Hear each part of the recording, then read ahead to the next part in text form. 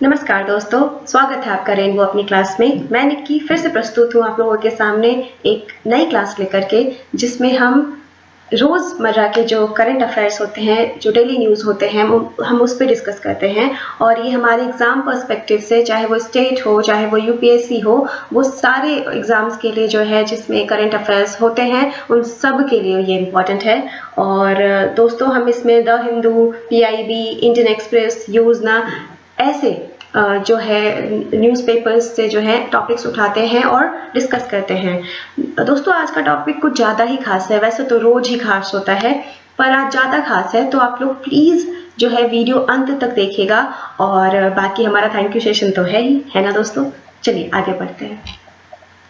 दोस्तों, ये हमारा पहला टॉपिक है जिसमें मिनिमम सपोर्ट, मैंने फिर से गलती कर दी है, राइस नहीं होगा, प्राइस होगा दोस्तों। यहाँ पे मिनिमम सपोर्ट प्राइस, ये एक मिनिमम प्राइस है जो कि गवर्नमेंट सेटअप करती है कुछ सर्टेन एग्रीकल्चरल प्रोडक्ट्स के लिए। ठीक है, ये कुछ ही हैं, सारे प्रोडक्ट्स के लिए नहीं है, सारे क्रॉप्स के लिए नहीं है, ये मात्र 26 क्रॉप्स के लिए हैं दोस्तों।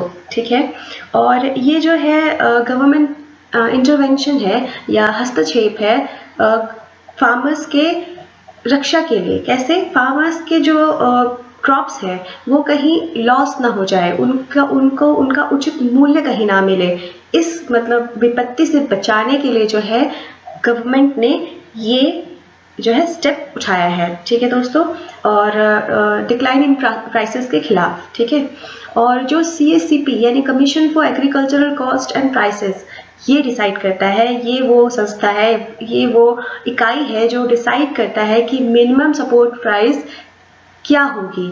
और ये जो है रिकमेंड करता है। वैसे तो डिसीजन जो है हमारा डिपार्टमेंट ऑफ, कौन लेता है दोस्तों? क्या एग्रीकल्चर डिपार्टमेंट लेता है? नहीं, इकोनॉमिक अफेयर। ठीक है, तो जो डिपार्टमेंट ऑफ इकोनॉमिक अफेयर है वो लेता है, लेकिन commission for agricultural cost and prices ये जो है डिसाइड करता है कि, और उस पर ओपिनियन देता है कि प्राइस क्या होनी चाहिए। तो ये जो फैक्टर्स हैं जिसकी वजह से जो है वो डिसाइड होते हैं कि क्या प्राइस होना चाहिए, वो 13 है दोस्तों। ठीक है, ये आपके हिंदी में। और वो 13 क्या क्या है? तो the entire structure of economy of particular, यहाँ पे भी पार्टिकुलर कमोडिटी और ग्रुप ऑफ कमोडिटीज। ठीक है दोस्तों, तो जो स्ट्रक्चर है इकोनॉमी का पूरे कमोडिटी और एंड ग्रुप ऑफ कमोडिटी को लेकर के, वो कॉस्ट ऑफ प्रोडक्शन का कॉस्ट क्या रहेगा, चेंजेस इन इनपुट प्राइस, आप इनपुट प्राइस क्या डाल रहे हो, मार्केट का प्राइस क्या रहेगा, ट्रेंड क्या चल रहा है, इनपुट आउटपुट प्राइस के बीच में डिफरेंस क्या है, पैरिटी क्या है, डिमांड और सप्लाई का बीच में क्या है पैरिटी, डिमांड कैसी है, सप्लाई कैसी है, इंटर क्रॉप प्राइस पैरिटी कैसी है। ठीक है, एक ही जो है क्रॉप के जगह जगह प्राइसेस क्या है। ठीक है, और effect on industrial cost structure, फिर उसके बाद effect on cost of living, फिर उसके बाद effect on general price level, और फिर इंटरनेशनल प्राइस सिचुएशन, फिर parity between price paid and price received by farmers कितना उन्होंने प्राइस पे किया और कितना उन्होंने रिसीव किया, effect on issue prices and implications for subsidy. ठीक है, तो जिस प्राइस में वो इशू करते हैं और सब्सिडी में उसका इम्प्लीकेशन क्या होगा, ये सारी जो 13 है दोस्तों, उसको बड़े ध्यान से देख के जाइएगा एग्जाम में, क्योंकि ये कभी कभी ऑप्शंस बन जाते हैं क्वेश्चंस के और हमें पता भी नहीं चलता। हम सोचते हैं हमने कहाँ पढ़ा, हमने तो पढ़ा ही नहीं, यही क्वेश्चंस होते हैं दोस्तों। ठीक है, तो ये प्लीज़ पढ़ के जाइएगा, इसको एक बार ध्यान से देख के जाइएगा। और क्रॉप्स अंडर MSP, तो MSP के अंडर कौन से क्रॉप्स आते हैं? तो अगर हम अनाज की बात करें, सीरियल्स की बात करें, तो पैडी, वीट, ज्वार, बार्ली, है ना, बाजरा, रागी, मेज़, ये सारे सीरियल्स में आते हैं। फिर पल्सेस में अरहर और तुअर जिसको बोलते हैं, मूंग, ग्राम, लेंटिल, उड़द। ओके दोस्तों, और ये हिंदी में दलहन में अरहर, तुअर, मूंग दाल, चना, उड़द, मसूर। और ऑयल सीड्स में क्या क्या है? तो ऑयल सीड्स में जो है ग्राउंडनट, मूंगफली, rapeseed, mustard, soybean, toria, sesamum, sunflower, safflower, niger seed. ठीक है दोस्तों। और ये कुछ और जो कैटेगरी नहीं है, ये सीधे सीधे क्रॉप्स हैं, वो है रॉ कॉटन, रॉ जूट, कोपरा, डी हस्ट, कोकोनट, सुगर कैन का एमएसपी के नाम पे फेयर एंड रिम्यूनरेटिव प्राइस दिया जाता है। और वर्जीनिया फ्लू क्योर्ड यानी VFC टोबैको भी है इसमें एमएसपी में दोस्तों, ठीक है। तो ये याद रखिएगा, यानी ये तो मैंने हिंदी में कर दिया है, इसको पढ़ लीजिएगा आप। और तिलहन जैसे कि सुगंधित सरसों, मूंगफली, सोयाबीन, सीसम, तोरई, सोफली का बीज और सूफला बीज, निगुड़, ठीक है, ये सारा है। और दोस्तों ये department of agriculture and cooperation जो है, ये government of India on the recommendation of commission for agriculture cost and prices decide the rate, ठीक है दोस्तों। तो ये है। और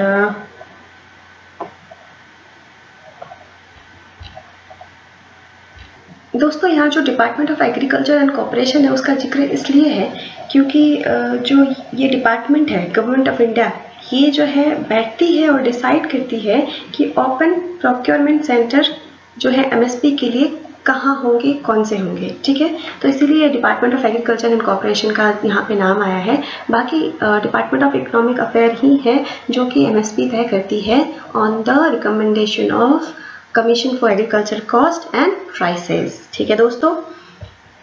और अगर हम बात करें फार्मर्स बिल एंड कंट्रोवर्सी, जब बात एमएसपी की हो तो इसकी बात तो होनी है ना दोस्तों।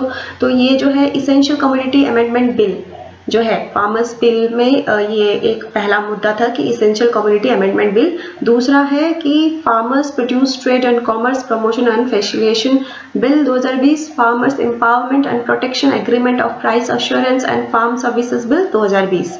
ये 3 बिल्स थे जो कि पास होने थे। तो यही है जिन पे जो है फार्मर्स जो है बहुत मतलब कंट्रोवर्सी चल रही है और फिर स्ट्राइक में है ना। तो ये सब चल रहा है। और ये जो है हिंदी में है दोस्तों। और जब हम देखते हैं पहला the essential commodities amendment bill 2020, तो उसके जो प्रोविजंस हैं वो ये है कि ये रेगुलेट करता है supply and stock limit of certain specified agriculture produce under extraordinary circumstances. मतलब जब कोई ऐसा एक्स्ट्राऑर्डिनरी सर्कमस्टेंसेस आ जाए जैसे प्राइस राइज या नेचुरल कैलेमिटीज, तो उस टाइम में ये क्या करता है, सप्लाई और स्टॉक लिमिट को क्या करता है, रेगुलेट करता है दोस्तों, ठीक है। तो ये जो है यही बिल के कारण जो है रेगुलेट हो पाती है। इसमें इश्यू क्या है, अच्छा खासा तो बिल है, मतलब सप्लाई और स्टॉक लिमिट अच्छा खासा ये हो सकता है, हमारा बैलेंस बन सकता है। फिर इशू क्या है, इशू ये है दोस्तों कि जो भी एक्शन लिया जाएगा स्टॉक लिमिट्स में वो जो है प्राइस ट्रिगर पे डिपेंड करेगा, प्राइस कितना हाई है और कितना लो है, ठीक है। तो एक तो ये मुद्दा है। दूसरा, अगर हॉर्टिकल्चर प्रोडक्ट जो है उसमें ये जो तय होगा, ठीक है, वो तय होगा आपका जो प्रीसीडिंग होगा यहाँ पे, सॉरी, प्रीसीडिंग 12 मंथ्स के जो अगर 100% इंक्रीज इन रिटेल प्राइस हुआ हो या एवरेज ऑफ 5 ईयर्स जो भी प्राइस कम होगा उसी के हिसाब से जो है स्टॉक लिमिट तय होगी, ठीक है दोस्तों। और अगर नॉन पेरिसेबल आइटम्स है, ये तो हॉर्टिकल्चर प्रोडक्ट यानी पेरिसेबल आइटम्स हो गए, जो नॉन पेरिसेबल आइटम्स हैं उनके लिए 50% in retail price over preceding 12 months, बीते 12 महीनों में अगर 50% रिटेल प्राइस की इंक्रीज हुई है तो, और या तो एवरेज ऑफ 5 ईयर्स जो भी लोअर होगा वो ट्रिगर करेगा स्टॉक लिमिट को, ठीक है दोस्तों।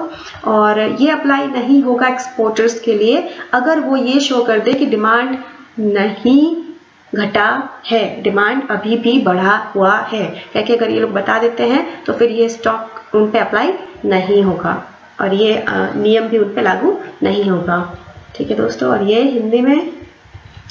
और दोस्तों जो farmers produce trade and commerce promotion and facilitation bill 2020 है, उसके हिसाब से प्रोविजन ये है कि ये प्रोवाइड करवाता है freedom to the farmer to indulge in intra state और interstate trade in areas outside the APMC mandi. पहले एपीएमसी के मंडी के बाहर जो है आपके क्रॉप्स को बेचना मुश्किल था फार्मर्स के लिए, ठीक है। लेकिन अब पूरी आज़ादी होगी फार्मर्स को कि वो इंटरस्टेट ट्रेड भी कर सकते हैं और इंट्रास्टेट ट्रेड भी कर सकते हैं बिना एपीएमसी के परमिशन के। तो ये एक उनके लिए जो है प्रावधान था जो इस बिल में था, लेकिन फिर भी ये पसंद नहीं आ रहा है किसी भी किसान को, और उनकी अपनी वजह है दोस्तों, ये भी सही है। It prohibits the collection of any market fee और cess under state APMC acts outside the APMC market yard. और ये APMC को बिल्कुल भी मना कर देता है कि APMC मार्केट यार्ड के बाहर अगर कोई भी खरीद बिक्री होती है तो वो लोग कोई फी या सेस चार्ज नहीं करेंगे, और जो सेंट्रल गवर्नमेंट होगी वो सारे रूल्स एंड रेगुलेशंस बनाएंगी अंडर दिस एक्ट। ठीक है दोस्तों, और ये हिंदी में दोस्तों इशू ये है कि इसके वजह से लोकल फार्मर्स जो है उनको एडिक्वेट डिमांड उनके प्रोड्यूस के लिए शायद ना मिले लोकल मार्केट में। ठीक है, और दूसरा कि बहुत सारे फार्मर्स जो है यूजुअली स्मॉल है या मार्जिनल लैंड होल्डर्स हैं। ठीक है, तो उनके पास तो वो साधन भी नहीं है, वेयरविदल नहीं है कि वो अपने सामान को जो है, अपने क्रॉप्स को जो है ट्रांसपोर्ट कर सके लंबी दूरी तक के लिए। तो ये एक बहुत बड़ी समस्या है उनके लिए, और they will be forced to sell their produce at lower prices. आज भी ऐसा होता है कि MSP पे भी बेचने के लिए जो है वो मंडी तक नहीं जा पाते हैं, और कहीं कहीं वो लोग कम दामों में अपने चीज़ों को जो है बेच देते हैं। लेकिन अगर ऐसा हुआ तब तो और भी ज़्यादा वो लोग मुश्किल में पड़ जाएंगे, और वो उनको और लोअर प्राइस में बेचना पड़ जाएगा, क्योंकि उनके पास तो वो साधन ही नहीं होगा कि वो इंट्रा स्टेट का सोचें या इंटर स्टेट का सोचें। ठीक है दोस्तों, तो इसीलिए जो है अभी फार्मर्स क्या कर रहे हैं, स्ट्राइक कर रहे हैं। और ये जो farmers empowerment and protection agreement on price assurance and farm service bill है, ये यूजुअली कॉन्ट्रैक्ट फार्मिंग के लिए है। तो इसमें ये क्या है, ये एक क्रिएट करेगा एक लीगल फ्रेमवर्क, एक लीगल बेसिस देगा, एक कानूनी फ्रेमवर्क देगा जिसपे कॉन्ट्रैक्ट फार्मिंग हो सके। अब तक कॉन्ट्रैक्ट फार्मिंग कानूनी नहीं था, इसके बाद कॉन्ट्रैक्ट फार्मिंग जो है लीगल टर्म के अंदर आ जाता है। ठीक है दोस्तों, तो ये इसीलिए फार्मर्स के एम्पावरमेंट और प्रोटेक्शन एग्रीमेंट कह के इसको कहा गया है, किसमें, price assurance and farm service. ठीक है, तो देयर इज अ कंसर्न, क्योंकि कंसर्न इस बात की है कि हो सकता है कि कॉर्पोरेट के साथ जो है, जो हमारे किसान भाई बहन हैं या किसान जो भी हैं, वो जो है मतलब नेगोशिएट ही ना कर पाए। हो सकता है वो कॉर्पोरेट के आगे अपने टर्म्स रख ही ना पाए, क्योंकि उनको तो वो एक्सपोजर कभी मिला ही नहीं है। और दूसरी चीज़ कि इस बिल के हिसाब से जो क्वालिटी पैरामीटर्स होने चाहिए है ना, जो क्रॉप्स के, वो म्यूचुअली डिसाइड होगा। तो ऐसे में तो कॉर्पोरेट को क्या करना है, उनको बेचना है। तो हो सकता है कि वो, उनको इस बात से कोई फर्क ना पड़े कि क्वालिटी क्या है, और वो बोले कि मतलब होता है ना कि यूनिफॉर्मिटी ही वो लोग खराब कर दें, और इसके वजह से एग्रो इकोलॉजिकल डाइवर्सिटी हमारी कंट्री की क्या हो जाएगी, रिस्क में आ जाएगी। ठीक है दोस्तों, क्योंकि उनको तो सिर्फ कितना है इससे फर्क पड़ेगा, क्या है शायद इससे फर्क ना पड़े। और दोस्तों ये हिंदी में, दोस्तों हमारा ये दूसरा टॉपिक आ गया। फर्स्ट टॉपिक हमने देखा कि MSP क्या है, और ये MSP को लेकर के क्या मुद्दे चल रहे हैं, और ये तीनों बिल क्या थे। ठीक है, तो उसको बड़े ध्यान से आप लोग पढ़िएगा, क्योंकि ये बहुत ही इंपॉर्टेंट टॉपिक है। ये 2020 के लिए भी और 2021 के लिए भी जो है, चाहे वो प्रीलिम्स हो चाहे मेंस हो, दोनों के लिए बहुत इंपॉर्टेंट हो जाती है। और ये दूसरा टॉपिक भी इंपॉर्टेंट इसलिए है कि अभी अभी मतलब जो है सेंट्रलाइज्ड AC टर्मिनल ये बिल्ट हो चुका है बेंगलुरु में, और इसका नाम है बैयप्पानाहल्ली, जो कि बेंगलुरु में है, कर्नाटका। और ये इसका नाम जो है वो Bharat Ratna sir M Visvesvaraya, one of the foremost civil engineer के नाम पे है। और ये जो है, इसको बनाने में जो पूरी लागत लगी है वो करीब 314 करोड़ की जो है खर्च हुआ है इसमें, और इसमें हर वो मॉडर्न फैसिलिटीज़ है जो एक मॉडर्न एयरपोर्ट में आपको मिल जाती है। तो ये यूजुअली ये क्या कर रहा है, ये एयरपोर्ट जैसा ऑरा जो है पैसेंजर्स को दिलाने की कोशिश कर रहा है। ठीक है दोस्तों, और हम देख लेते हैं कि सर M विश्वेश्वराया, इनके बारे में थोड़ी सी जानकारी देख लेते हैं, हो सकता है कि प्रीलिम्स में पूछा चला जाए। वो जो है इंडियन सिविल इंजीनियर थे, ठीक है, और 19th दीवान ऑफ मैसूर थे, और उनको 1955 में India's highest honour Bharat Ratna से सम्मानित किया गया। उनका बर्थडे 15 सितंबर को होता है, जिस दिन हम इंजीनियर्स डे मनाते हैं, और वो चीफ इंजीनियर रहे Krishnaraja Sagar dam in Mysuru city, और one of the chief engineer रहे flood protection system for city of Hyderabad. ठीक है, तो बाढ़ से बचाने के लिए जो सिस्टम बनाया गया हैदराबाद में उसमें भी उनका बहुत बड़ा योगदान रहा, और वो चीफ इंजीनियर तो रहे ही कृष्णराजा सागर डैम के। तो दोस्तों आपके लिए सवाल ये है कि आप मुझे बताइए ये किस रिवर में है कृष्णराजा सागर डैम। ठीक है दोस्तों, और ये हिंदी में दोस्तों हमारा तीसरा टॉपिक है Iran US deal on nuclear energy. तो Iran US deal on nuclear energy क्या थी? तो वो तो जो था उससे पहले रिसेंटली जो हमारे प्रेसिडेंट यूएस के अभी बने हैं वो हैं जो बिडेन, जिन्होंने जो है ट्रम्प को हरा दिया है हमारे, और इन्होंने प्रॉमिस किया जैसे ही ये इलेक्ट होके आए तो इन्होंने प्रॉमिस किया कि वो फॉरेन पॉलिसी फ्रंट में न्यूक्लियर डील वापस से ईरान से जो है कर लेंगे, और इस डील का नाम है जैपोआ यानी joint comprehensive plan of action. ये डील साइन हुआ था 2015 में, और इसमें जो है फॉर्मर प्रेसिडेंट ऑफ यूएस जो कि ट्रम्प जो है उन्होंने विड्रॉ कर लिया डील से 2018 में, और जो मैक्सिमम प्रेशर कैंपेन जो रहा ट्रम्प के द्वारा ईरान के ऊपर और ईरान की इकोनॉमी के ऊपर वो बहुत ही ज़्यादा था दोस्तों। इनके वजह से इनका इकोनॉमी क्रश हो गया, लेकिन फिर भी ये ट्रम्प जो है इनको टेबल टॉक पे नहीं ला पाए, नेगोशिएटिंग टेबल पे बिठा नहीं पाए, और ना ही इनकी जो इन्वॉल्वमेंट्स रही इराक, सीरिया और लेबनान में उसको कम कर पाए। ठीक है, तो काफ़ी सख्त है ईरान। और जो डील है वो डील ये है कि ईरान ने इस डील के हिसाब से जॉइंट कॉम्प्रिहेंसिव एक्शन प्लान के हिसाब से जो है उन्होंने कह दिया था कि हम जो है ये समझौता हुआ था P5+1 कंट्रीज यानी परमानेंट 5+1 कंट्रीज जो कि है US, UK, Russia, China, France and Germany और यूएस, है ना दोस्तों। यूएस ऑलरेडी मैंने कह ही दिया। यहाँ क्या छूटा दोस्तों? US, UK, Russia, China, France, Germany और हो गया है दोस्तों। हाँ, तो ये P5+1 कंट्रीज जो है इन्हीं के साथ जो है एग्रीमेंट हुआ था, और तेहरान ने एग्री किया था कि वो जो है सेंट्रीफ्यूजेस को जो है कट कर देगा, और इनरिच्ड यूरेनियम की भी जो है कैपेसिटी को वो कम करेगा, और हैवी वाटर की भी कैपेसिटी को वो क्या करेगा? कम कर देगा। ये सब जो है कंपोनेंट है न्यूक्लियर वेपन बनाने के, इसीलिए जो है इन्होंने क्या किया, इनके स्टोर्स को कट करने की जो है ये प्रयास थी यूएस के द्वारा इस डील में। तो उन्होंने क्या स्टोर में कम करने के लिए कहा था? सेंट्रीफ्यूजेस और इनरिच्ड यूरेनियम और हैवी वाटर। ठीक है, तो ये सारी चीज़ें उनको कट करनी थी। और ईरान ने जो है अभी जब ट्रम्प ने सवाल उठाए तो उन्होंने ये जो है ख़त्म कर दिया ये वाला पैक्ट 2015 न्यूक्लियर डील। और हाँ, वह ईरान अभी भी कॉम्प्रिहेंसिव सेफगार्ड एग्रीमेंट जो कि IAEA का है उसमें अब भी शामिल है।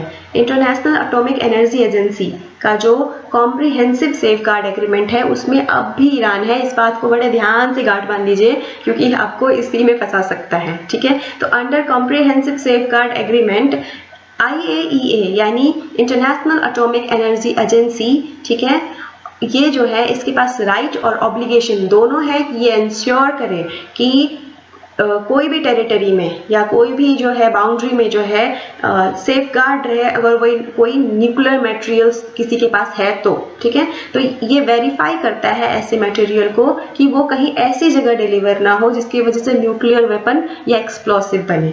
तो ये जो है ये जिम्मेदारी किसकी होती है? ये IAEA की होती है दोस्तों, बिल्कुल ठीक है। और ये हमारा हिंदी में।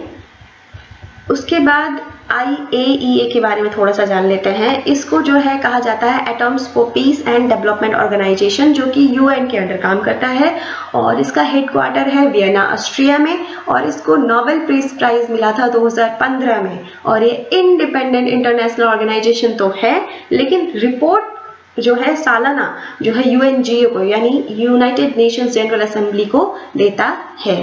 ठीक है दोस्तों। और दोस्तों इसी के साथ जो है हमारा आज का करंट अफेयर होता है ख़त्म, लेकिन हमारा सेशन नहीं हुआ है अभी ख़त्म, क्योंकि पहली बात तो दोस्तों आप पहले मेरा सवाल का जवाब देंगे, कृष्ण राजा सागर डैम कहाँ पे है ये आप मुझे बताएंगे, और आप कमेंट किया कीजिए दोस्तों, ये आप ही के लिए फ़ायदेजनक है। मेरे कहने से मुझे तो पता चल जाएगा लेकिन आपको पता नहीं चलेगा, तो इसीलिए जो है आप कमेंट कीजिए। इससे आपकी एक तो हर क्लास में दोस्तों जिस तरह से आप अगर जब तक शामिल नहीं होंगे, टीचर्स के क्वेश्चन का आंसर नहीं देंगे, तब तक आगे बढ़ने की प्रॉस्पेक्ट थोड़ी कम हो जाती है। तो आप लोग प्लीज़ शामिल हुआ कीजिए, इंटरेक्ट कीजिए मुझसे सवाल कीजिए अगर आपके पास कोई सवाल है। अगर मेरे वे ऑफ टीचिंग में कोई दिक्कत है तो आप उसमें भी बोल सकते हैं, आप टॉपिक्स के बारे में बोल सकते हैं।